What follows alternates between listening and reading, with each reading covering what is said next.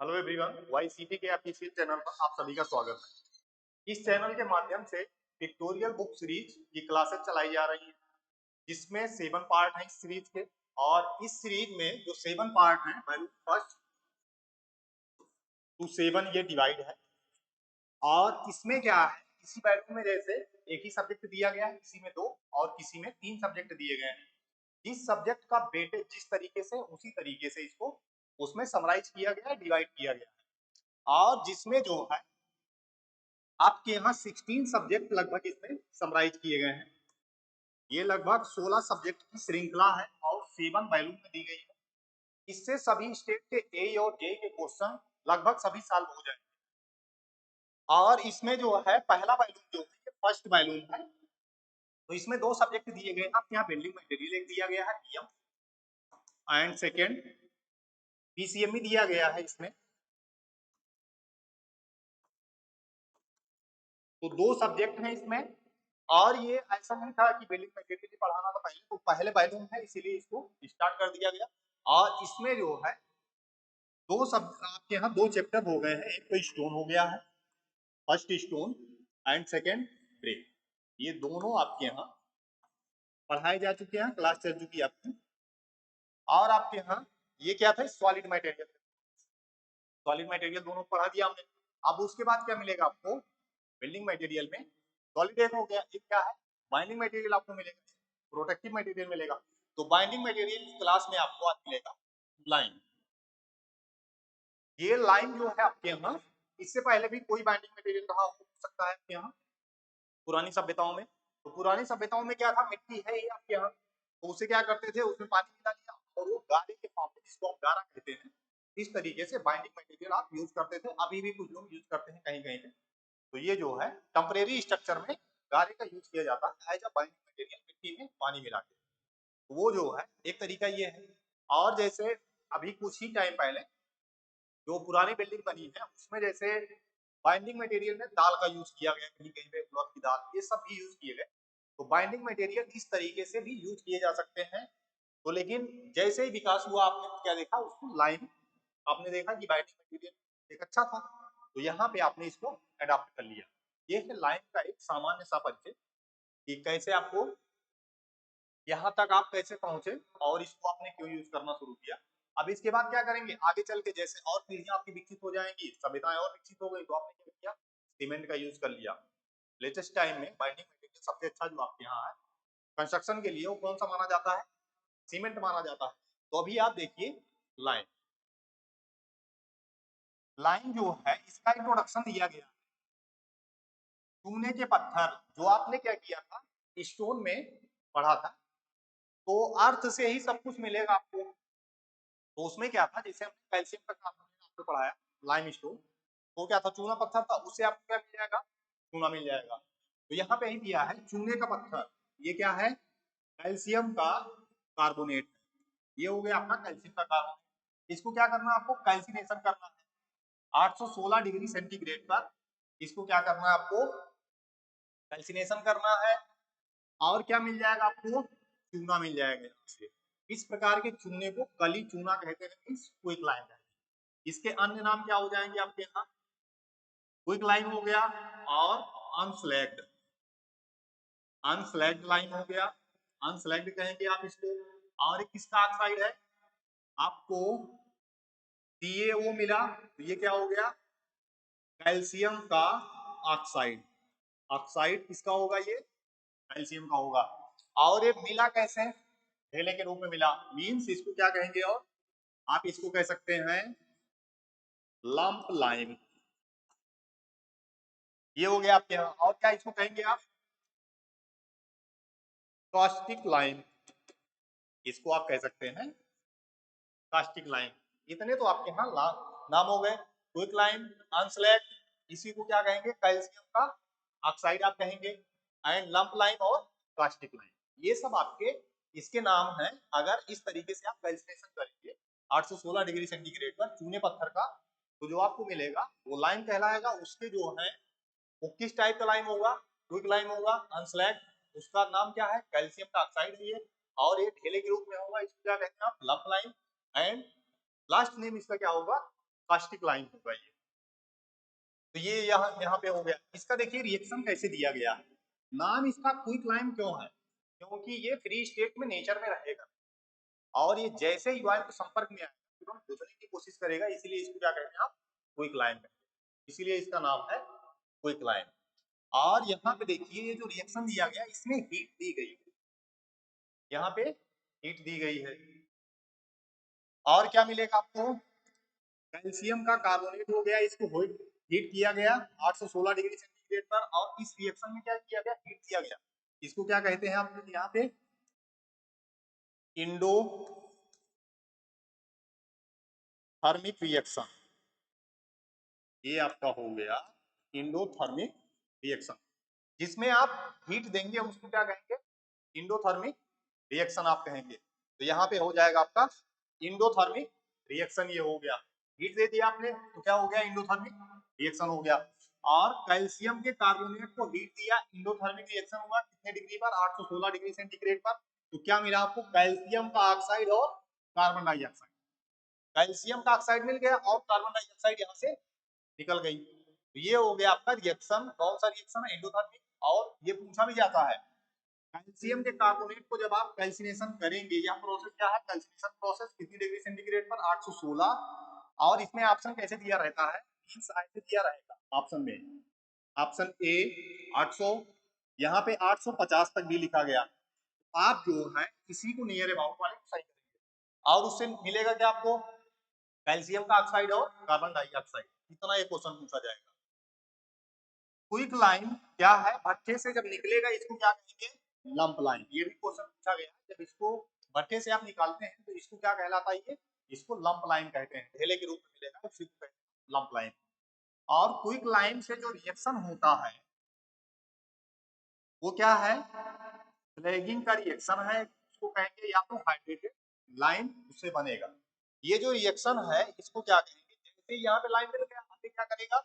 Water से reaction करेगा। Water से रिएक्शन करने की घटना क्या है? इसकी स्लैगिंग। और जब ये स्लैग्ड हो जाएगा तो इसको क्या कहेंगे? Slagged lime. अनस्लैग्ड यहाँ पे था, बुझा हुआ नहीं था, यहाँ पे नाम लिख दिया इसका और ये क्या मिल गया आपको? Slagged lime. और इसमें देखिए एनर्जी यहाँ पे निकल रही है। यहाँ पे कौन सा रिएक्शन था? एंडोथर्मिक। ये क्या है? एक्सोथर्मिक। यहाँ पे सीमेंट में यहीं से देख लीजिए, रिपीटर बच्चे ही है तो इसमें जो है ये एंडोथर्मिक है, यहाँ रिएक्शन दिया। सीमेंट में क्या होगा? हमेशा हीट निकलेगी। वहां पे क्या होगा? एक्सोथर्मिक रिएक्शन आपके यहाँ हमेशा मिलेगी सीमेंट में। और जो है ये क्या है? स्लैगिंग का प्रोसेस हो गया। अब इसमें नेक्स्ट देखिए, ये हाइड्रेटेड लाइम आपको मिल गया। अब इसमें क्या चीजें और मिलेंगी आपको, थोड़ा सा देख लीजिए इसके रिएक्शंस कैसे होते हैं। तो कैल्शियम का कार्बोनेट है आपके, इसको जो है आपने क्या किया? यहाँ पे हीट भी दे दिया और कैल्सिनेशन कर दिया 816 डिग्री सेंटीग्रेड पर। आपको क्या मिल गया? कैल्शियम का ऑक्साइड प्लस कार्बन डाइऑक्साइड। ये हो गया, इतना मिला। लेकिन इसमें क्या हुआ? इसका एटॉमिक वेट जब आप देखेंगे तो कैल्शियम इसका 40 हो गया और कार्बन का आपके यहाँ 12 हो गया और ऑक्सीजन का 16 हो गया। ये है atomic weight. Atomic weight, atomic number नहीं भाई, एटॉमिक वेट है सबका। तो आपके यहाँ एटॉमिक वेट ये हो गया। अब देखिए इसमें होगा क्या, हम क्यों बता रहे हैं इसको। तो कैल्शियम का हो गया 40, यहाँ पे 40 और ये कार्बन 12 हो गया और ऑक्सीजन 3 इंटू 16 हो गया। ये क्या हो गई? 48 हो जाएगी आपके यहाँ 40 और ये 48 हो गया, 12 60, ये 40 100, कुल मिला के कितने हो गए? 100।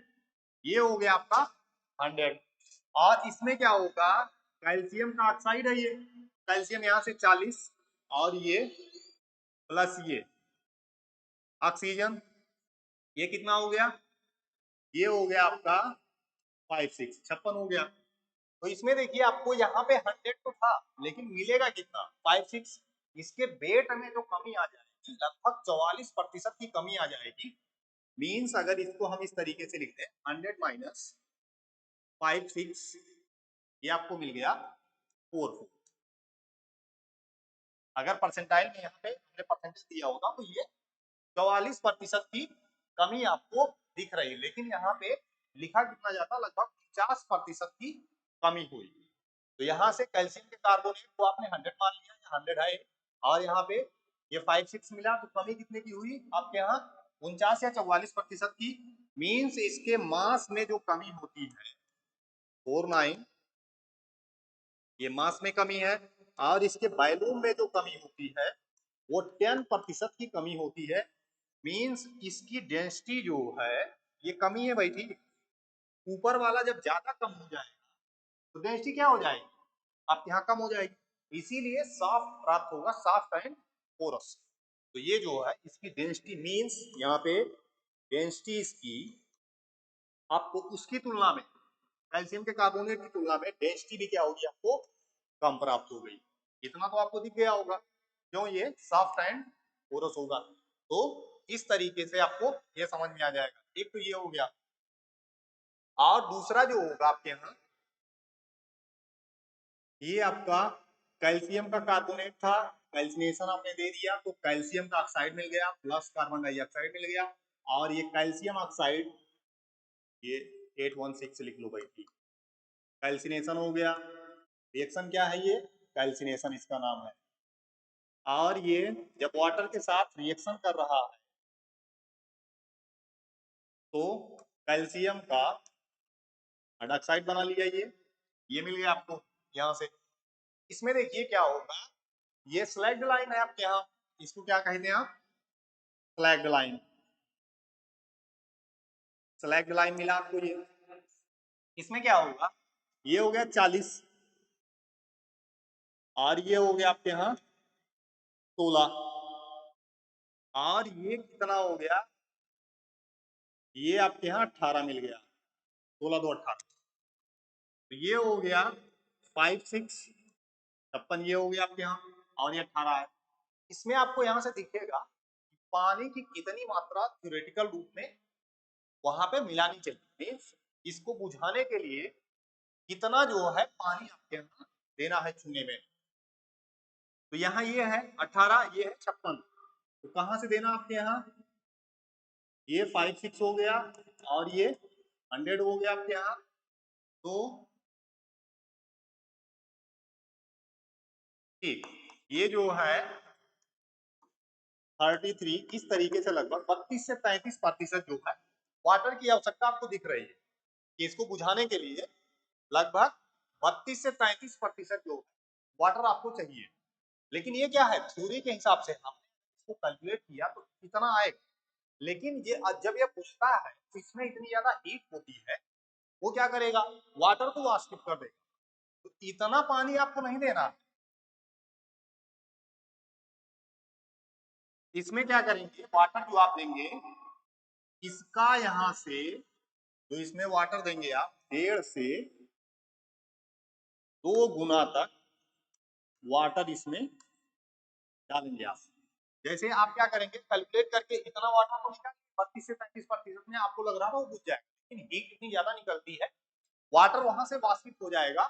तो यहाँ से अगर आप कंपेयर करेंगे तो इसके बेड का या इसके बैलून का क्या करेंगे आप, 1.5 से 2 गुना वहां पे वाटर उसको देंगे, तब ये बुझेगा, तब ये क्या हो जाएगा, बुझ जाएगा। तो ये बुझने का प्रोसेस हो गया आपके यहाँ, आपको दिख गया होगा किस तरीके से वेट में कमी आई, कितना पानी इसको चाहिए, और बैलून कितना एक्सपेंड करता है इसका 2.5 से 3 गुना। यहाँ से पानी कितना चाहिए, 1.5 से 2 गुना, बैलून एक्सपेंड तो करता है 2.5 से 3 गुना। और एक चीज देख लीजिए आप,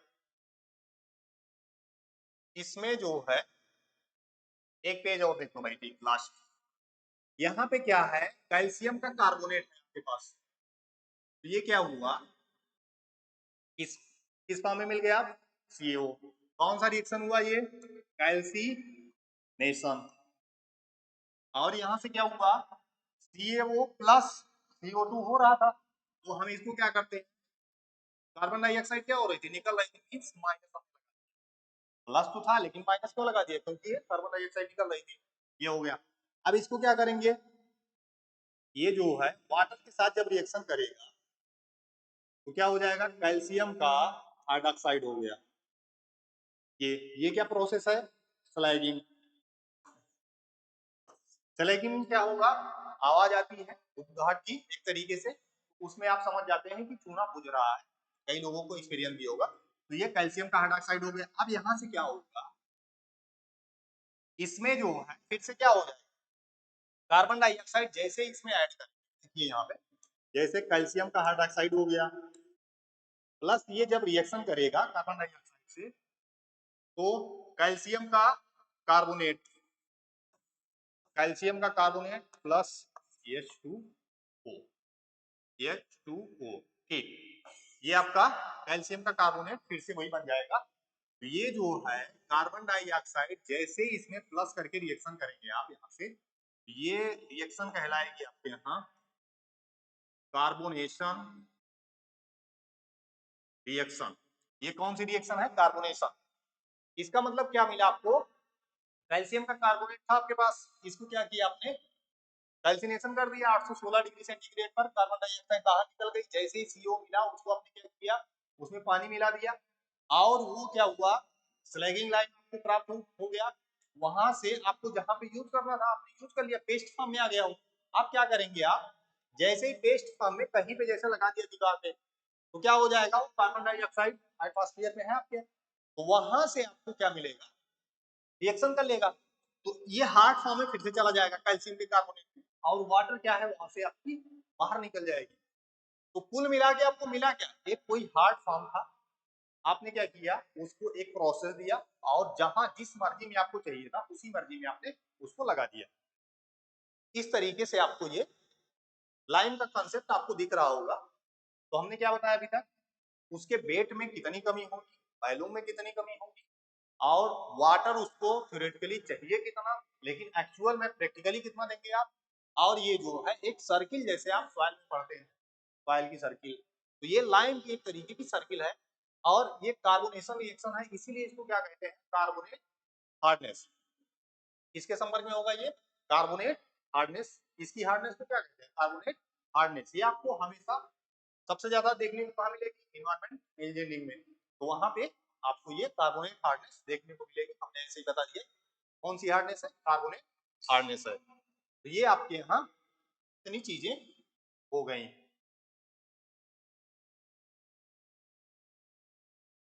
अब इसमें जो है हाइड्रोलिक लाइन दिया हुआ है, और एक चीज देख लीजिए थोड़ा सा, एक पेज और देख लो भाई, इससे क्या बनेगा, जैसे जब आप कंकर को जलाएंगे, कंकर को क्या किया आपने, जला दिया, तो क्या मिला, हाइड्रोलिक लाइन मिल गया ये। और जैसे कैल्शियम का कार्बोनेट था, इससे भी क्या मिल रहा था, कैल्शियम का ऑक्साइड मिल रहा था, हाइड्रोलिक लाइन इसी से मिलेगा। ये बहुत ज्यादा पूछा जाता है इससे क्या मिलता है। और क्या करेंगे, जिप्सम को 2H2O, जिप्सम को जब आप क्या करेंगे, पार्शियली पार्शियली कैल्सिनेशन करेंगे, आपने पार्शियली कैल्सिनेशन दिया तो आपको मिलेगा POP, CaSO4 हाफ H2O। ये क्या है, POP, जो आपके यहाँ मकानों में कराई जाती है प्लास्टर ऑफ पेरिस। ये क्या है, POP है। ये पार्शियली कैल्सिनेशन है, लेकिन जब इसी को फुल्ली कर देंगे, सिर्फ कैल्सिनेशन, पार्शियली नहीं करेंगे, कैल्सिनेशन कर देंगे इसका, तो ये क्या मिल जाएगा आपके यहाँ, स्वीट लाइम, स्वीट लाइम। पान में, खैनी में या सुर्ती में खाने वाला जो चूना है, ये क्या है आपको, स्वीट लाइम यहाँ से मिल जाएगा। तो ये आपके यहाँ इस तरीके से लाइन आपको प्राप्त होंगे। तो डोलोमाइट लाइन से क्या आपके यहाँ, डोलोमाइट लाइन, इसको देख लो भाई, जैसे CaCO3 और MgCO3, तो इससे क्या मिल रहा था आपको, ये क्या था, डोलोमाइट। ये हमने बताया भी था 46A54A रॉक वाले चैप्टर में, इसका परसेंटाइल वहां पे बताया था 46 और 54 के प्रतिशत में क्वेश्चन पूछा भी जाता है। तो इससे क्या मिलता है, डोलोमाइट लाइम मिलता है आपके यहाँ। इससे क्या मिल जाएगा, डोलोमाइट लाइम मिल जाएगा। और जैसे बहुत चीजें आपके यहाँ तेल हो गया, तो इस प्योर फॉर्म में उसका लाइन मिलेगा। तो इस तरीके से आपको ये सब पूछा जाता है, तो ये आप देख लीजिए थोड़ा सा बस, बाकी और सभी से आपको रॉक से लाइन मिलेगा। तो ये हो गया आपके यहाँ लाइन कैसे मिलेगा, ये कॉन्सेप्ट आपको समझ में आ गया होगा। लाइन कहाँ कहाँ से प्राप्त होगा, उसके वेट में कितनी कमी आ रही है कंसंट्रेशन पे, और थ्योरेटिकली कितना वाटर चाहिए, प्रैक्टिकली कितना वाटर चाहिए, ये सब चीजें आपके यहाँ कॉन्सेप्ट में आपको मिल गई। आप देखिए आपके यहाँ ये टाइप्स ऑफ लाइन है, इसने तो आपने कर दिया, आप क्या है types of line. Hydraulic line, पहला लाइन जो है इसमें दिया गया है हाइड्रोलिक लाइन, और हमने अभी यहाँ लिखा उसमें क्या लिखा, कंकर। कंकर को जलाने के बाद आपको क्या मिलेगा, लाइन मिलेगा। और कौन सा, हाइड्रोलिक लाइन। जलीय चूना, हाइड्रोलिक लाइन, अशुद्ध चूना पत्थर जैसे कंकर, एग्जाम्पल दिया गया, कंकर के कैल्सिनेशन से प्राप्त होता है। तो ये चीज कैसे मिलेगी आपको, कंकर से मिलेगी। ये क्वेश्चन बार बार पूछा जाता है, जितनी चीजें हम यहाँ पे लगभग बताएंगे उसमें क्वेश्चन बता देंगे, ये क्वेश्चन कई बार पूछा गया। ये कौन सी क्लास का चूना है, क्लास ए का चूना है। इसमें जो है शुद्धता 70 से 90% होती है, अशुद्धियों की मात्रा जो है 10 से 30% होती है। ये सब इंपॉर्टेंट है, उसमें पूछा भी जाएगा हाइड्रोलिक लाइन में अशुद्धियों की मात्रा कितने प्रतिशत है, तो 10 से 30। और जलीय चूना के बुझने के बाद उसके आयतन लगभग 50% की वृद्धि होती है, 2.5 से 3 गुना नॉर्मल में था, और इसमें क्या है लगभग 50% की वृद्धि होगी। तो दोनों आपको दिख गया होगा। अब इसका उपयोग देखिए कहाँ है, जलीय संरचना बनाने में, चिनाई कार्यों में, मसाला बनाने में, ये बहुत ज्यादा पूछा जाता है। मोर्टार में कौन सा लाइन यूज किया जाता है, हाइड्रोलिक लाइन, और निर्माण कार्य में ये यूज किया जाएगा। इसमें क्या है देखिए, अभी दोनों लाइन, और जब हम पढ़ाएंगे आपको मीन्स प्योर और इम्प्योर, वहां से ये चीजें आपको दिखने लगेगी, स्लाइड में पहले है बस। तो ये जो है हाइड्रोलिक लाइन बनेगा कैसे, कंकर से, और ये कौन सी क्लास में आता है, ये में अशुद्धियां कितनी होंगी, 10 से 30%। और ये कहाँ पे यूज होगा, चिनाई कार्यों में, मसाला बनाने में, और निर्माण कार्यों में, जलीय संरचना में। ये क्यों यूज किया जाएगा जलीय संरचना में, अभी आपको दिख जाएगा। और अशुद्धियों के आधार पर इन्होंने क्या किया, लाइन का वर्गीकरण कर दिया, क्लासिफिकेशन कर दिया, और अशुद्धियों के आधार, अशुद्धियों के आधार पर लाइन का वर्गीकरण क्यों किया गया, ऐसा क्या था उसमें। जैसे आपके यहाँ अगर बहुत प्योर फॉर्म में लाइन, तो उसमें प्रॉब्लम क्या है, एक्सपेंड कर रहा बहुत ज्यादा, तो वॉल्यूम जो है बहुत ज्यादा एक्सपेंड कर रहा है, तो ये तो बहुत बड़ी प्रॉब्लम है चिनाई में। तो इसके लिए क्या किया गया, उसमें देखा गया कि अगर इतनी अशुद्धियां हैं तो लाइन अच्छा होगा। लाइन भी एक ऐसा प्रोडक्ट है ये, इसमें जितनी ज्यादा अशुद्धियां होंगी उतना ही अच्छा होगा, लेकिन एक लिमिट का, लिमिट क्या है वो 30%। उसके बाद क्या होगा, जब ज्यादा अशुद्धियां हो जाएगी इसकी बॉन्डिंग प्रॉपर्टी बेकार हो जाएगी, तो बांधेगा ही नहीं। ऐसा नहीं करना है कि अशुद्धियों की लिमिट आपको क्रॉस कर देनी है। लिमिट क्या है, 30% तक होनी चाहिए। ये जितनी ज्यादा अशुद्धियां रहेंगी, ज्यादा जिसमें अशुद्धियां रहेंगी वो लाइन उतना ही अच्छा होगा, लेकिन लिमिट क्या है 30%। आपके यहाँ 30% जो है वो लिमिट है उसकी, इससे ज्यादा अशुद्धियां नहीं होगी। अगर इससे ज्यादा अशुद्धियां हो जाएंगी तो उसमें क्या हो जाएगा, उसमें ये प्रॉब्लम हो जाएगी, बांधने का उसका बेकार हो जाएगा। तो ये नहीं करना आपको। तो इसमें जो अशुद्धियों के आधार पर दिया गया, पहला क्या है, फिबली हाइड्रोलिक लाइन। इस प्रकार के चूने में मृतिका की मात्रा, क्ले की मात्रा कितनी है, 5 से 10%। इसमें कभी कभी पूछा जाता है जो पानी में जमने का गुण है, हाइड्रोलोसिटी उसको कहते हैं, और यहाँ पे हाइड्रोलोसिटी आएगी कैसे, क्ले से।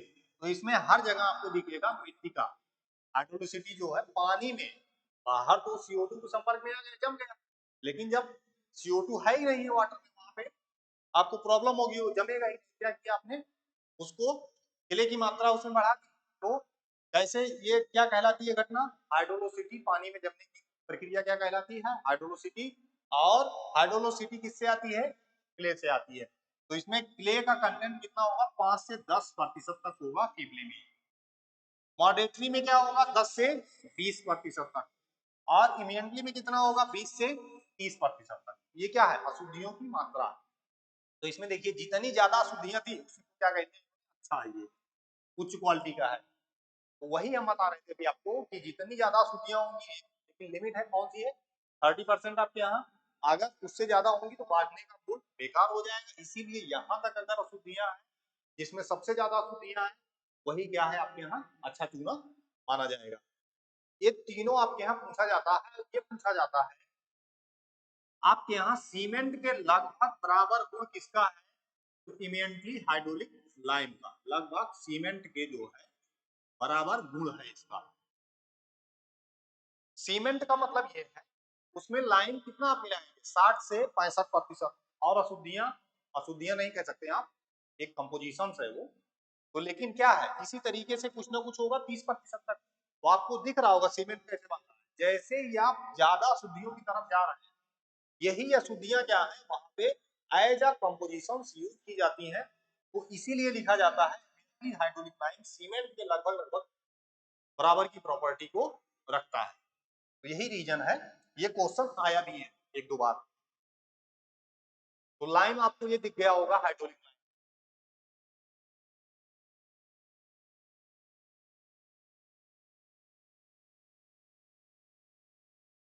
यहाँ पे देखिए दिया गया है इसमें हाइड्रोलिक लाइम के कुछ गुण है। जैसे स्लैगिंग एक्शन क्या होगा, टिबली का, मॉडरेटरी का और इमेंट्री का। कुछ ही मिनट में वो सिलेक्ट कर जाएगा, 1 से 2 घंटे में, एक दिन में, या उससे ज्यादा दिन में सिलेक्ट करेगा, मीन्स पूछेगा। और क्ले का कंटेंट 5 से 10, 10 से 20, और यहाँ पे 20 से 30 कर लीजिए, ये प्रतिशत है क्ले कंटेंट का उसमें। और सेटिंग एक्शन ये बेकार है, 1 वीक 1 डे। भैया आपके यहाँ मसाले के रूप में अगर आप यूज कर रहे होंगे, आप सोचेंगे एक ही दिन में वो जम जाए यहाँ पे, तो अच्छा कहाँ है, यहाँ दिख रहा है आपको ये 3 वीक या मोर, 1 वीक या मोर, यहाँ पे 1 डे या मोर। हाइड्रोलोसिटी जो है ये फिबली है, इसमें है, मध्यम है, इसमें सबसे ज्यादा अच्छी है। मीन्स जल के अंदर जमने का जो गुण है, वाटर के अंदर, जल के अंदर जमने का गुण, जमने का गुण जो है इसी को क्या कहते हैं, हाइड्रोलोसिटी। और ये किससे प्राप्त होती है, क्ले से आएगी। किससे मिलेगी, क्ले से मिलेगी। तो यहाँ पे यूज फिर दिया गया, ऑर्डनरी वर्क में दिया गया, और सुपीरियर टाइप के वर्क में दिया गया मॉडरेटरी का, और use in very dam places. Means यहाँ पे बहुत ज्यादा नमी, आप वाटर लॉग एरिया हो जहाँ पे पानी आ रहा हो, वहां पे क्या करेंगे आप, इवेंटली को यूज कर लेंगे वहां पे। तो ये टेबल फॉर्म में समराइज किया गया, इसको आप याद ही कर लेंगे क्योंकि यहाँ से क्वेश्चन बहुत ज्यादा पूछा जाता है। अब देखिए हमने क्या बता दिया, अशुद्धियों के आधार पर 30% तक अशुद्धियां थी, 10 से 30 तक उसको क्या कहा आपने, हाइड्रोलिक लाइन कहा।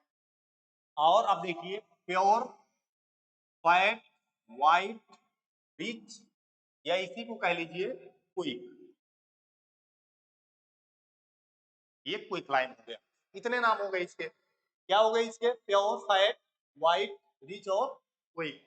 और जब भी कभी ऑप्शन में आए इस तरीके से इसके ढेर सारे नाम दिए और पूछा जाए इसकी प्रॉपर्टी, तो वहां पे इन ढेर सारे नामों को क्या प्रिफर करेंगे, फैट को ऑप्शन में, इसी को आप प्रिफर करेंगे, फैट लगाएंगे। जैसे फैट और रिच दोनों दिया गया, तो कभी कभी कंफ्यूज हो जाते हैं स्टूडेंट, उसमें क्या करना आपको ऑप्शन में फैट ही लगा के आना।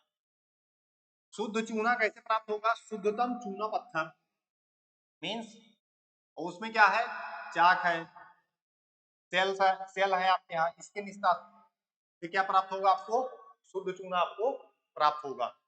तो इसमें क्या है, इस प्रकार के चूने में लगभग जो है शुद्धता कितनी होगी, 95 से 97 कर लो भाई इसको, ठीक।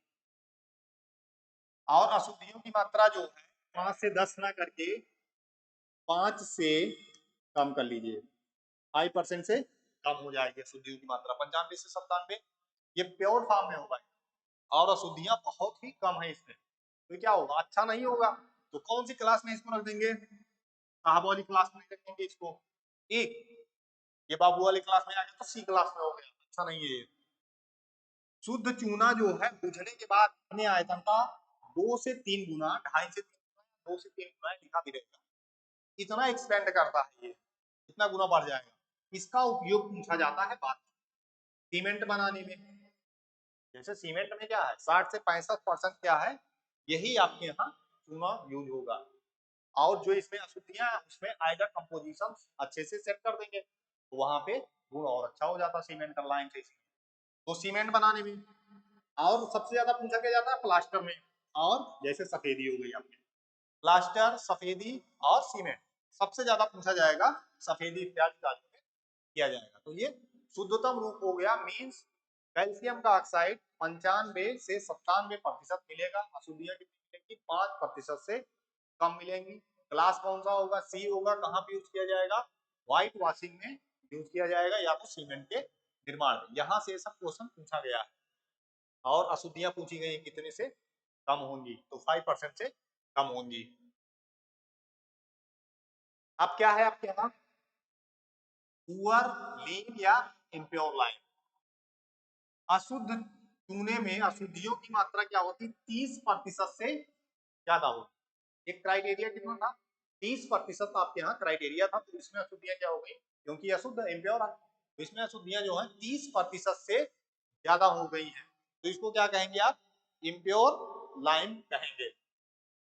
ये कौन सी क्लास का है, क्लास बी का है। इसके जमने तथा कठोर होने की दर बहुत धीमी होती है। अशुद्ध चूने का उपयोग निम्न श्रेणी के कार्यों में ऐसी जगहों पे किया जाता है। ये जो हो गया इम्प्योर लाइन हो गया, एक इम्प्योर हुआ, एक प्योर हुआ, एक हाइड्रोलिक लाइन हुआ। और अगर स्लैगिंग एक्शन पूछा जाए, एक बार क्वेश्चन पूछा भी गया, जो फाइन ग्रेन का होगा और डेंस लंपी लाइन होगा उसका स्लैगिंग एक्शन कम होगा। मींस अगर फाइन ग्रेन होगा, फाइन ग्रेन होगा, फाइन ग्रेन होगा एंड डेंस लंपी होगा, डेंस लंपी लाइन होगा, तो उसका स्लैगिंग एक्शन, स्लैगिंग एक्शन क्या है उसका, कम। ठीक, ये क्वेश्चन पूछा भी गया है, फाइन ग्रेन का स्लैगिंग एक्शन ज्यादा होता है कोर्स ग्रेन का, तो फाइन ग्रेन होगा और डेंस अगर होगा, भाई डेंस है तो वाटर क्या करेगा, जल्दी से वहां पे रिएक्शन नहीं करेगा और फाइन ग्रेन है, ठीक है, तो वहां पे क्या है, ये स्लैगिंग एक्शन कम हो जाएगा। यहाँ पे देखिए ये ढेले के सामने आपको दिख भी रहा होगा, इसी को कहते हैं आप लंप लाइन। एक क्वेश्चन यहाँ से भी देख लेना आप।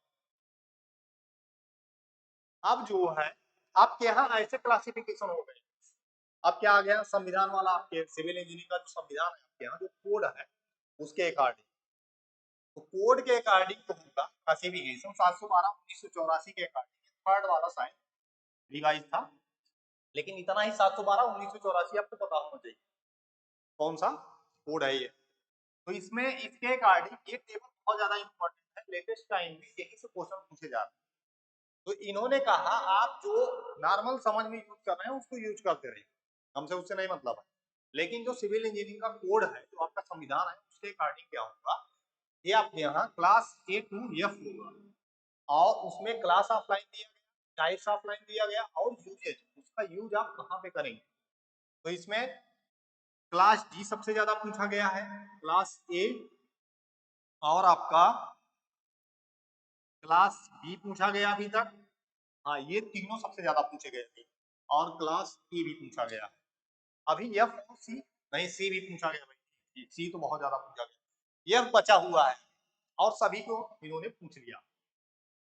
तो क्लास ए में कौन सा लाइन आएगा आपके यहाँ, इमिडिएटली हाइड्रोलिक लाइन आएगा, मींस जिसमें सबसे ज्यादा अशुद्धियां, तो वो मिल गया आपको। स्ट्रक्चर पर्पज में आप इसको क्या करेंगे, यूज करेंगे, इसी को आप यूज कर रहे थे। तो ये जो है कहाँ यूज होगा, कौन सी क्लास में है, ये आपको देखना पड़ेगा। और बी में सेमी हाइड्रोलिक लाइन हो गया, और यूज कहाँ करेंगे, मैसनरी मोटार में और प्लास्टर में और अंडरकोट में। आपके यहाँ प्लास्टर का अगर अंडरकोट है उसमें आप यूज करेंगे, और मैसनरी मोटार में यूज करेंगे। ये आपको यूज याद होना चाहिए, कौन सी क्लास में कौन सा लाइन आ रहा है, इसी टाइप का क्वेश्चन पूछा जाता है। और क्लास सी में बार बार पूछा गया, क्लास सी में कौन सा लाइन आता है, पाइप लाइन। ये पहले भी किसमें रखे थे आप इसको, क्लास सी में ही रखे थे, तो यहाँ पे पाइप लाइन में हो गया। इसको भी कहाँ रखे थे आप, क्लास सी में रखे थे, अपने हिसाब से जो रखे थे आप। तो यूज कहाँ करेंगे इसका, व्हाइट वॉशिंग में, ये तो समझ में आ रहा होगा, प्लास्टर वर्क में और पॉइंटिंग वर्क में। ये और ये ए एंड सी आपको वैसे ही याद रहेगा जैसे आप नॉर्मली यूज करते हैं। तो ये तो हो जाएगा आपसे। बी वाला थोड़ा सा देख लेना आपको। और क्लास डी, इसमें बार बार ये पूछा जाता है क्लास डी में आता क्या, मैग्नीशियम या डोलोमाइट लाइम, ऐसे ही लिखा रहेगा। क्लास डी में कौन सा आपके यहाँ लाइम आता है, मैग्नीशियम या डोलोमाइट लाइम, यही लाइम आपके यहाँ क्लास डी में आता है। यूज कहाँ करेंगे, व्हाइट वॉशिंग में, प्लास्टर वर्क या पॉइंटिंग में, मीन्स सी टाइप वाले में। ये भी क्या है, यूज के हिसाब से अगर देखेंगे तो यूज क्या है, सी एंड डी का बराबर है, और ये मैग्नीशियम या डोलोमाइट से मिलेगा। ठीक है, प्लस डी, डी को डोलोमाइट याद कर लो, लेकिन यहाँ पे सिलिशियस डोलोमाइट है, ठीक है, तो इसको इस तरीके से आप याद भी कर सकते हैं। और क्लास ई में ये पूछा गया है कि क्लास ई के अंतर्गत कौन सा आता है, तो उसके अंतर्गत कौन सा आएगा, कंकर लाइन आएगा। इसको यूज कहाँ करेंगे, मेकिंग मैसनरी मोटार। जैसे आप हाइड्रोलिक लाइन किससे प्राप्त हुआ था, कंकर से, तो उसको कहाँ यूज कर रहे थे आप, चिनाई वर्क में यूज कर रहे थे। तो क्या करेंगे, इसमें भी उसी तरीके से याद करिए, ई को, ई किसमें है, मीन्स कंकर किसमें मिलेगा, ई में, और उसको यूज कहाँ करेंगे, ठीक। तो ये हाइड्रोलिक लाइम से प्राप्त होगा, कंकर से क्या प्राप्त होगा, हाइड्रोलिक लाइम, उसी से इसको कंपेयर करके आप याद कर लें। देखने से और पढ़ाने से कुछ नहीं होगा भाई, ठीक, आपको याद करना ही पड़ेगा। क्लास एफ में क्या मिलेगा आपको, सिलिशियस डोलोमेटिक लाइम मिलेगा, और यूज कहाँ करेंगे, under coat and finish coat में प्लास्टर। ये सब क्वेश्चन इसी तरीके से पूछे गए हैं, कौन से क्लास में कौन सा लाइम आएगा और उसका यूज कहाँ पे आप कर सकते हैं, ये क्वेश्चन आपके हो जाने चाहिए। और अब जो है लाइम में पाई जाने वाली इम्प्योरिटी है, इम्प्योरिटीज इन लाइम, तो मृत्तिका चूने के जलीय गुण को प्रदान करती है, मीन्स हाइड्रोलोसिटी किससे प्रदान होती है, मृत्तिका से, ये पहले बता चुके हैं। और इसमें क्या है, अगर 3 से 5% तक मिट्टी उपस्थित है तो जलीय गुण पर कोई विशेष प्रभाव नहीं पड़ता है, लेकिन अगर क्या है 20 से 30% तक है तो जलीय गुण इसका अच्छा प्राप्त होगा। जैसे आपने ब्रिक में भी क्या देखा, क्ले देखा, आगे भी आपको क्ले मिलेगी हर जगह, तो कहीं भी जैसे बांधने का गुण एक तरीके से आप इसमें भी दे सकते हैं, हाइड्रोलोसिटी प्रदान कर रहा है, बांध रहा है एक तरीके से, तो इसमें क्या होगा आपके यहाँ हाइड्रोलोसिटी प्रदान कर रहा है, 20 से 30% तक आपको ये मिल जाएगा, तो अच्छा प्राप्त होगा। यहाँ से जितनी ज्यादा शुद्धियां रहेंगी उतना ही अच्छा रहेगा उसका जलीय गुण। यहाँ पे देखिए लिखा हुआ है, मिट्टी का चूना को पानी में अघुलनशील बनाता है। जैसे मिट्टी कहीं है आपके यहाँ तो क्या है, अघुलनशील बनाएगी। जैसे आप क्या करते हैं, मिट्टी से मेड़ बांध दिया, कहीं पानी जा रहा है, या डैम जो है वहां पे मिट्टी लगा, मिट्टी के बना दिए आपने, तो क्या है, अघुलनशील ही है वहां भी, क्योंकि पानी उसको तोड़ के बाहर नहीं जा रहा।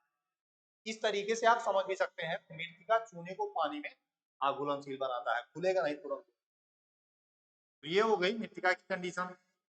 और मैग्नीशियम कार्बोनेट, चूने में अगर 5% तक आपके यहाँ मैग्नीशियम कार्बोनेट उत्तम जलीय गुण आपके यहाँ प्रदान करता है, और उससे क्या होगा, मैग्नीशियम कार्बोनेट की उपस्थिति होने पर चूने से कम ऊष्मा निकलती है तथा कम प्रसार भी होता है।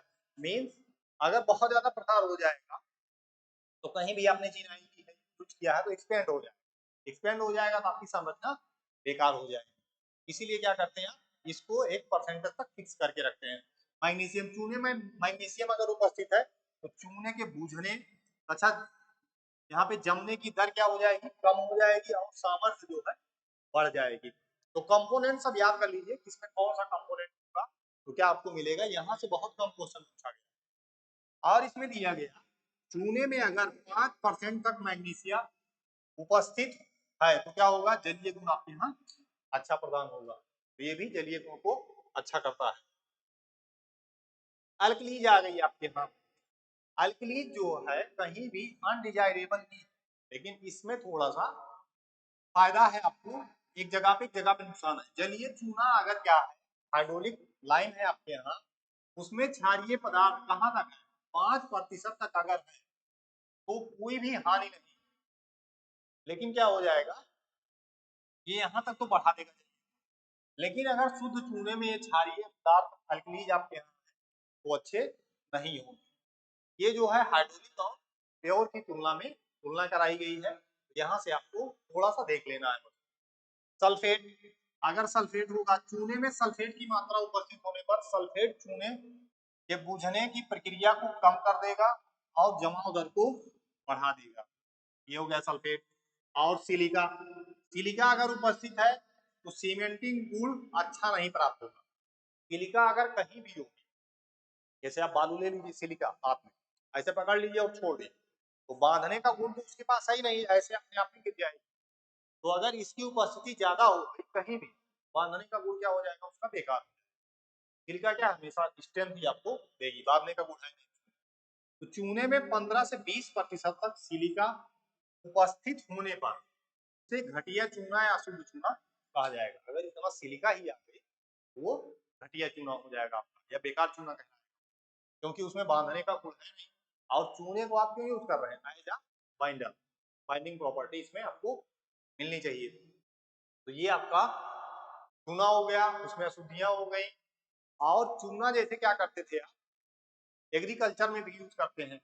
एग्रीकल्चर में क्या था, जैसे जहां भी ऊसर या बांगर वहां पे क्या करते हैं आप, चूने का यूज करते थे। जिप्सम की बोरी आती थी 25 किलो की, अभी भी शायद आती हो। तो क्या करता था आदमी, उसको बारिश के दिनों में ले जाके, जैसे ही पानी भरा हुआ है उसमें जो है ले जाके डाल देते थे उसको हाथ की तरीके से। वहां पे क्या है, लीचिंग एक्शन कराता था। ये लीचिंग एक्शन से अशुद्धियां जो है बाहर चली जाती थी पानी के। ये हम इसलिए बता रहे हैं आपको क्योंकि ये सीमेंट में आपको कॉन्सेप्ट दिखेगा लीचिंग एक्शन का। तो जैसे आपके यहाँ मिट्टी में लीचिंग एक्शन हो रहा है, यही चीज सीमेंट में होगी आगे, क्योंकि यहाँ पे रिपीटर लड़के ही प्रेशर को रखते नहीं जाता। तो इसमें जो है सीमेंट आपको यहीं से समझने थोड़ी आसानी हो जाएगी, कॉम्बिनेशन थोड़ा सा बना रहे। तो जैसे ही आप क्या करते थे, सर या बांगर तो वहां पे क्या करते हैं, जिप्सम ले जाके पानी भर के उसमें डाल देंगे, तो लीचिंग एक्शन होगा, तो अशुद्धियां जो है बाहर चली जाएंगी। पानी में जो कुछ मिनरल वगैरह है वो मिट्टी में घुल जाएंगे और वहां की मिट्टी धीरे धीरे अच्छी हो जाएगी। लेकिन ये सीमेंट में जब लीचिंग एक्शन कराता है कैल्शियम का हाइड्रोक्साइड, ये जब सीमेंट में लीचिंग एक्शन कराता है तो वहां पे प्रॉब्लम होती है, क्योंकि सीमेंट वहां पे मोटार है। लीचिंग एक्शन जैसे हुआ वहां पे केमिकल इम्प्योरिटी आ जाएगी, और जैसे ही उसमें केमिकल इम्प्योरिटी आएगी, केमिकल इम्प्योरिटी कहाँ जाएगी, दीवार से, सॉइल से या पानी से। जैसे ही केमिकल इम्प्योरिटी आएगी सल्फेट के संपर्क में जैसे ही जाएगा सल्फेट अटैक। तो सीमेंट के लिए चूने का लीचिंग एक्शन बहुत ही बेकार, लेकिन यहाँ पे क्या करते हैं आप, उसको एग्रीकल्चर पर्पज में यूज कर सकते हैं। चूने का लीचिंग एक्शन का यहाँ पे फायदा है एग्रीकल्चर में, लेकिन अगर सीमेंट में आप देखेंगे तो वहां पे नुकसान है। इसलिए हमने बता दिया क्योंकि आपको यहाँ से कॉम्बिनेशन समझ में आ जाएगा। तो आपके यहाँ लाइन कैसे प्राप्त होगा, उसके वेट में कैसे कमी आ रही है, पानी कितना मिलाना है और कितने टाइप का होगा, एक नॉर्मल बोलचाल की भाषा में, एक कोड के अकॉर्डिंग क्या होगा और उसकी अशुद्धियां क्या होंगी, ये सब आपको बता दिया गया। अब क्या आ गया, टेस्टिंग। लाइन की जो टेस्टिंग है, अब जैसे कोई भी चीज क्या करते हैं आप, टेस्ट करते हैं कहीं, टेस्टिंग तो करेंगे ही आप किसी भी चीज की। तो उसमें क्या है, टेस्टिंग ऑफ लाइन। तो इसमें लाइन एक टेस्ट होगा, एक क्या होगा, फील्ड का होगा, जैसे हर जगह करते हैं तो यहाँ भी करेंगे। तो इसमें क्या है, चूने में उपस्थित मुख्य चूने की मात्रा, फ्री लाइन, फ्री लाइन जो ज्ञात करने के लिए क्या करते हैं, साउंडनेस टेस्ट आप करते हैं। जब तक उसमें क्या है, एक्सपेंड जो हो रहा है, इससे क्या हो जाएगा, फ्री लाइन देने की उपस्थित है, तो जैसे ही वातावरण के संपर्क में तो क्या करेगा, वो एक्सपेंड कर जाएगा। एक्सपेंड कर जाएगा, क्रैक्स डेवलप हो जाएंगे, तो आपके यहाँ बाइंडिंग मटेरियल जो आपने यूज किया है वो अच्छा नहीं रहेगा, क्योंकि उससे क्रैक्स आ गया। तो इसीलिए क्या करते हैं आप, साउंडनेस टेस्ट करते हैं। इसमें क्या है, इसका एक बार क्वेश्चन पूछा गया बना कैसे है। जैसे ये 30 mm का डाया है इसका, और हाइट 30 mm है, और यहाँ से इसके सेंटर से यहाँ तक की दूरी 165 mm है, और इसमें जो है लेंथ ऑफ एक्सपेंशन यहाँ पे दिया गया है। और ये ग्लास की सीट जब भी कहीं ऊपर नीचे आपको दिखेगी किसी भी टेस्ट में, उसका मतलब ये है वाटर एब्जॉर्ब कोई भी शॉर्टेज, इसीलिए लगा दिया जाता है इसको। तो इसमें क्या है, एक गोल इस तरीके से, इसका डाया भी क्या है 30 सेंटीमीटर एम है, और ये क्या है 30 mm इसकी गहराई, इसी में आप फिलअप कर देंगे। और जैसे ऐसे है तो एक्सपेंड इस तरीके से जितना कर रहा है उसी से क्या करते हैं आप उसका एक्सपेंशन देते हैं। तो फ्री चूने की मात्रा, फ्री लाइम की मात्रा ज्ञात करने के लिए आपके यहाँ साउंडनेस टेस्ट किया जाता है। और इसको करते कैसे हैं आप, लीच एटेरियर से, ये बहुत ज्यादा पूछा जाता है। क्या ज्ञात करते हैं, उसका एक्सपेंशन ज्ञात करते हैं। ये देखिए यहाँ पे लिखा गया लीच एटेरियर उपकरण द्वारा किया जाता है। और हाइड्रोलिक लाइन, जो हाई हाइड्रोलिक लाइन है, अधिकतम एक्सपेंशन किससे ज्यादा नहीं होना चाहिए, 10 mm से ज्यादा नहीं होना चाहिए। यहाँ क्या है, एक ही वैल्यू है आपके यहाँ 10 mm देखा जाएगा। और यही चीज आगे चल के क्या होगा, आपको सीमेंट में अलग अलग टाइप से देख, ठीक। तो ये 10 mm आप यहाँ से देख लीजिए, साउंडनेस टेस्ट आपका हो गया। कंप्रेसिव स्ट्रेंथ टेस्ट हो गई आपकी। कंप्रेसिव स्ट्रेंथ जब भी आप टेस्ट करेंगे तो चूने और बालू को मिलाएंगे। मसाले का मतलब ये है, उसमें सुर्खी मिला देंगे आप, लाइम है, सुर्खी या सिलिका, ऐसा कुछ मिला देंगे जिससे आपके यहाँ इसी तरीके से तो मसाला बनेगा आपके यहाँ। तो ये मसाला आपको मिल जाएगा। चूने और बालू का अनुपात क्या होगा, 1:3 का होगा। इसमें सैंपल कितने होंगे, 12 होंगे। और सैंपल की साइज क्या होगी, ये 50 × 50 की होगी सैंपल की साइज आपके यहाँ। और लोड जो होगा आपके यहाँ 150 न्यूटन पर मीटर की दर से लगाते हैं। औसत जो है प्रतिदर्श संपीड़न सामर्थ्य 6 की निकाल लेंगे, बार 6 की निकाल लेंगे आप, 6 की निकाल लेंगे। तो इस तरीके से कंप्रेसिव स्ट्रेंथ टेस्ट आपको मिल जाएगा यहाँ से मशीन पे, डायल गेज पे। अब देखिए इसमें क्या मिल गया आपको, यहाँ से ट्रांसवर्स स्ट्रेंथ टेस्ट। इसमें क्या है, इसका अरेंजमेंट देखिए, पूछा भी जाता है कभी, ट्रांसवर्स या फ्लेक्सुरल, यहाँ पे स्ट्रेंथ टेस्ट आपसे पूछा जाता है। इसमें देखिए ये यहाँ पे एक बीम बनाई गई है, बीम जो है चूने की अनुप्रस्थ सामर्थ्य ज्ञात करते हैं, ट्रांसवर्स स्ट्रेंथ ज्ञात करते हैं। मींस एक बीम बना लिया, और ये वाला लो, ये लॉन्गिट्यूडनल हो गया आपका, ये लॉन्गिट्यूडनल, ये क्या हो गया आपके यहाँ ट्रांसवर्स, ये वाली। तो ये ऐसे ही कैसे टूटेगा, इसको आप ज्ञात करते हैं इसका। तो इसमें क्या है, बीम कैसे बनानी है आपके यहाँ, ये देखिए एक सैंपल लेना है और साइज क्या होगी 25-25 और 100 mm के आकार की होगी। यहाँ पे देखिए बीम रख दिया गया, सैंपल यहाँ पे है, और यहाँ पे वेट दिया गया। इसको इस तरीके से अरेंज किया गया, जैसे यहाँ पे बीम रख दी हमने, और यहाँ बीच में यहाँ पे हुक लगा दिया, इसको यहाँ से प्रेस किया, जितना यहाँ लोड लगाएंगे उतना यहाँ पे लोड आपको मिलेगा। इसमें क्या है, एक देखिए इस तरीके से अगर हम ये बीम बना दें, जैसे मान लीजिए बीम हो गई आपकी, और इस तरीके से, तो यहाँ पे इस तरीके से लोड आपको दिखेगा। जैसे देखिए नीचे से ऐसा लोड दिख रहा होगा ना, ये नीचे से लोड दिख रहा होगा आपको, यहाँ वो दिखेगा आपको इस तरीके से। तो इसमें जो है आपके यहाँ WL/4 अगर मूवमेंट निकालेंगे,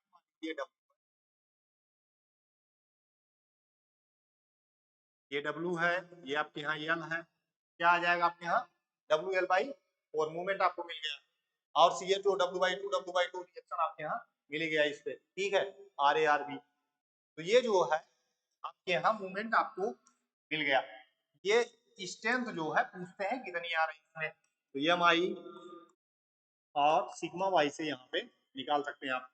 तो मूवमेंट आपको WL/4 यहाँ पे मिला, और इनर्शिया कितना मिल जाएगा आपका BD, D का क्या होगा क्यूब, और क्या हो जाएगा आपके यहाँ 12, और सिग्मा, और इसमें रेक्टेंगुलर में आपके यहाँ D/2 रख दिया। तो सिग्मा जो इसका निकल के आता आपके यहाँ 3/2, यहाँ पे WL/BD²। इस तरीके से आपको सिग्मा का मान बार बार पूछते हैं कितना आएगा, तो इस तरीके से निकल के आएगा आपके यहाँ। तो ये फार्मूला कभी कभी पूछ दिया जाता है कितनी स्ट्रेंथ आपके यहाँ मिली। और इसमें जो है टेस्ट करने के बाद आपके यहाँ 10.5 kg पर सेंटीमीटर स्क्वायर आपको ये मान मिलना चाहिए। क्लास ए बी के लिए 7.5 मिलना चाहिए। इस तरीके से आप यहाँ पे क्लास ए कर लेंगे। तो ये मूवमेंट का मान कितना मिलना चाहिए अगर इस तरीके से चेक किया जा रहा है तो आपके यहाँ ये चीज आपको मिल जाएगी। ट्रांसवर्स टेस्ट का शायद आपको समझ में आ गया होगा। तो ये जो है अरेंजमेंट था लोड का, किस तरीके से लोड दिया जाएगा और क्या मिलेगा आपको। तो ये फार्मूला आपको देख लेना है यहाँ से, और ये बीम देख लेना है, सैंपल साइज क्या है इसकी, और यहाँ पे दिया गया है टेम्परेचर हमेशा यही रहेगा कि 27 प्लस माइनस 2, और ये 90% जो आर्द्रता दी जाती है 28 दिन तक ट्राई करने के लिए। इसका मतलब ये है ह्यूमिडिटी आपके यहाँ जो है 90% होनी चाहिए। तो इससे जो है स्ट्रेंथ आपको अच्छी मिल जाएगी। इसमें टेम्परेचर, ह्यूमिडिटी ये हो गई, सैंपल साइज हो गई, आपके यहाँ क्या देखना है, फार्मूला देखना है, और अरेंजमेंट कैसे दिया गया है ये आपको देखना है बस। तो ट्रांसवर्स स्ट्रेंथ आपके यहाँ हो गई। और कार्बन डाइऑक्साइड परीक्षण हो गया। CO2 की मात्रा कितनी निकल रही है इसके लिए किया जाता है, इसका उपकरण याद कर लीजिए, कैलिनोमीटर से इसको मापा जाता है। तो ये कार्बन डाइऑक्साइड में अपरेटस आपको याद करना है, कितनी कार्बन डाइऑक्साइड निकलेगी तो ये आपको याद हो जाएगा। इसमें जो है वर्बिलिटी टेस्ट में जैसे आप क्या किए, मोटार बना लिए, देखिए मसाले में सुर्खी अथवा बालू कुछ भी मिला दिया आप, लाइन में ये चीजें मिलाएंगे तो मोटार बनेगा। तो यहाँ जो है सुर्खी मिला लिया आपने, यहाँ तो बालू मिला लिया। अब क्या है, अनुपात ज्ञात करने के लिए इसका सुपार्यता परीक्षण टेस्ट किया जाता है, वर्बिलिटी टेस्ट करेंगे। इसमें क्या है, जैसे आपने क्या किया, लाइन में चीजें मिलाई और उसको जो है किसी सरफेस एरिया पर फैला दीजिए, जितना ज्यादा वो फैल जाए उतना वर्बिलिटी है, वो मींस वर्बिलिटी उतनी ज्यादा है, मींस कम से कम मटेरियल जितनी ज्यादा जगह पर फैल जाएगा उतनी ज्यादा उसकी वर्बिलिटी है। तो यही इसमें चेक किया जाता है। इसको चेक कैसे किया जाता है, ये क्वेश्चन पूछा गया है। स्टैंडर्ड फ्लो टेबल होगा एंड क्या होगा, ट्रंकेटेड होगा conical mould, truncated conical mould से क्या किया जाएगा, वर्बिलिटी टेस्ट किया जाएगा। ये क्वेश्चन ऐसे ही सेम पूछा गया। जैसे आपने देखा हो आपके यहाँ जूस निकालने वाली जो मशीन होती है, ऐसे ही घुमा दिया और ऊपर जो है प्लेट रख दिया, वो मूव कर रही है, तो वो उसकी वर्बिलिटी कितनी है वो मूव करेगी, पता चल जाएगा। इस तरीके से ये ऑपरेटस होता है। तो ऑपरेटस का नाम आप याद करके रखिए, वर्बिलिटी टेस्ट में कौन सा ऑपरेटस यूज होता है। ये बहुत ज्यादा इंपॉर्टेंट भाई, ये रूटीन एग्जाम में आया और ये आएगा। तो जैसे सीमेंट में पूछा जाता है, लाइन में पूछा जाने लगा है। बाल टेस्ट, चूने का बाल जो है आप क्या करिए, 40 mm का बना लीजिए, गेंद बना लीजिए 40 mm की, और इसको 6 घंटे पानी में छोड़ दिया। 6 घंटे डायरेक्ट पानी में नहीं छोड़ दिया भाई, एयर में भी सुखाएंगे उसको 6 घंटे तक। उसके बाद क्या करेंगे, उसको पानी में छोड़ देंगे 5-6 घंटे तक। अब क्या होगा, बाल बनाएंगे आपको एक, उसको सुखा लेंगे 6 घंटे तक, फिर क्या करेंगे, उसको 6 घंटे तक पानी में छोड़ दिया। फिर क्या हुआ, यदि बाल में परिवर्तन नहीं हुआ तो ये कौन सी श्रेणी का होगा, क्लास ए एंड बी का होगा। यदि गोला फूल कर फूट जाता है तो कौन सा होगा, सी श्रेणी का होगा।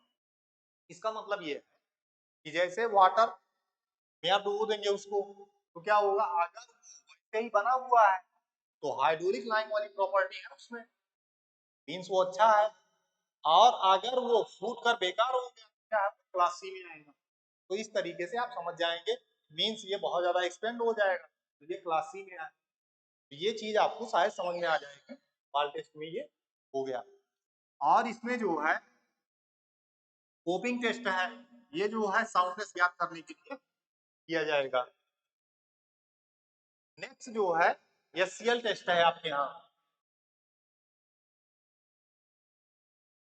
इसमें क्या है, निष्क्रिय पदार्थ और जो है चूने की मात्रा निस्तापन में कितनी ही ये पता लगाया जाएगा आपके यहाँ SCL से। तो इसमें क्या करेंगे, ये टेस्ट ट्यूब जो है आपके यहाँ, इसमें टेस्ट ट्यूब में 50% क्या करेंगे, सांद्रता का 10 ml HCl घोल लेंगे, उसमें 1 चम्मच लाइन डाल देंगे और इसको देखेंगे आप, उसको अगर हिलाने पर आसानी से वो घोल हिल जाता क्या होगा, वो क्लास सी टाइप का लाइन होगा। सिंपल सा अरेंजमेंट है इसका। ये SCL टेस्ट आपके यहाँ हो गया। तो लाइन में जितने भी क्वेश्चन है आपके, लाइन में सबसे इंपॉर्टेंट जो है आपके यहाँ कोड ये 712, आप इसको देख लेंगे। ये किस में कौन सी क्लास है, कहाँ पे यूज होगा, ये सबसे ज्यादा पूछा जाएगा। और जितने भी क्वेश्चन है आप इसको देख सकते हैं, सभी क्वेश्चन आपके हो जाए ज्यादा से ज्यादा। और एक बार जो है इसरो ड्राफ्टमैन का पेपर था शायद, ड्राफ्टमैन का, उसमें जो है एसिटिलीन अगर आप बनाएंगे तो उसका बाई प्रोडक्ट जो निकलेगा उससे क्या मिलेगा, कार्बाइड लाइन, उसमें एक क्वेश्चन दिया गया था। बाकी और सब क्वेश्चन आपके यहाँ से हो जाएंगे। एसिटिलीन का बाई प्रोडक्ट क्या होगा, कार्बाइड लाइन होगा। ये क्वेश्चन आपको मिल जाएगा, बस एक अलग क्वेश्चन नहीं पूछा गया था, बाकी उसके रिएक्शन से। और 712 जो कोड है आपके यहाँ, उससे सबसे ज्यादा टेस्ट से बहुत कम क्वेश्चन पूछे गए हैं। वर्कबिलिटी का क्वेश्चन को पूछा गया है और माल टेस्ट भी एक दो बार पूछा गया है। तो ये सब क्वेश्चन आप देख लेंगे। और जो है कभी एमसीक्यूज लगाते रहिए आप।